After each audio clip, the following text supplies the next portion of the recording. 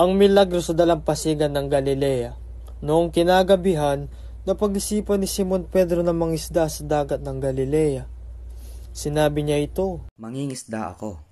Sabi ni Simon Pedro, "Kami rin, mangingisda kami." Sabi nilang lahat, kaya't lumuwas sila at pumunta sa bangka at nagtungo sa Galilea, kung saan naroroon sa tabi ng dagat sa ating Panginoong Hesus.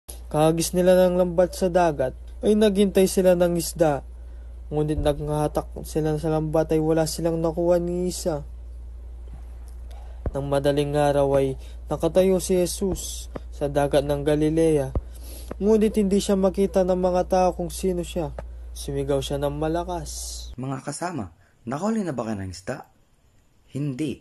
Sagot ng mga ito. Pagkatapos ay sinabi niya, "Itapan mo ang iyong lambat sa kanang bahagi ng bangka at makakakuha ka." Ngunit nung sinabi ito ng ating Panginoong Hesus ay hindi sila naniwala. Sabi ng Panginoong Hesus, "Paniwalaan niyo ako at sundin niyo ang sasabihin ko." Ginawa nila ito at hindi sila makapaniwala sa dami ng nakakita nilang isda. Nahirapan silang magatak sa lambat dahil napakaraming isda sa loob nito.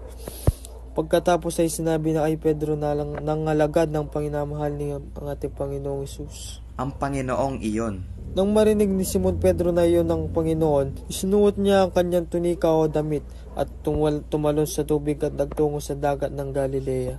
Ang iba ay nanatili sa dagat ng Galilea. Nang matapos nilang mahatak lahat ng isda sa lambat, ay napagpasya nilang magpahinga. Lumapit si Jesus at sinabing, "Tara, sumama kayo sa akin." Sumama naman ang mga tao. At pagkadating nila roon, nakakita sila ng almusal naghihintay sa kanila. Mayroong isdang niluluto sa may apuyan at mga ilang tinapay sa mesa. Hinila ni Simon Pedro ang lambat sa may dagat. Mayroong 153 malalaking isda. Nang makuha ito ni Simon Pedro ay tinawag ni Jesus. "Halika na at mag-almusal ka na." Sabi ng ating Panginoong Hesus. Nang kumain sila ng sabay-sabay, walang sino man ang mga tao na nangahas na tanungin siya na kung sino siya, dahil alam nilang si Jesus yun.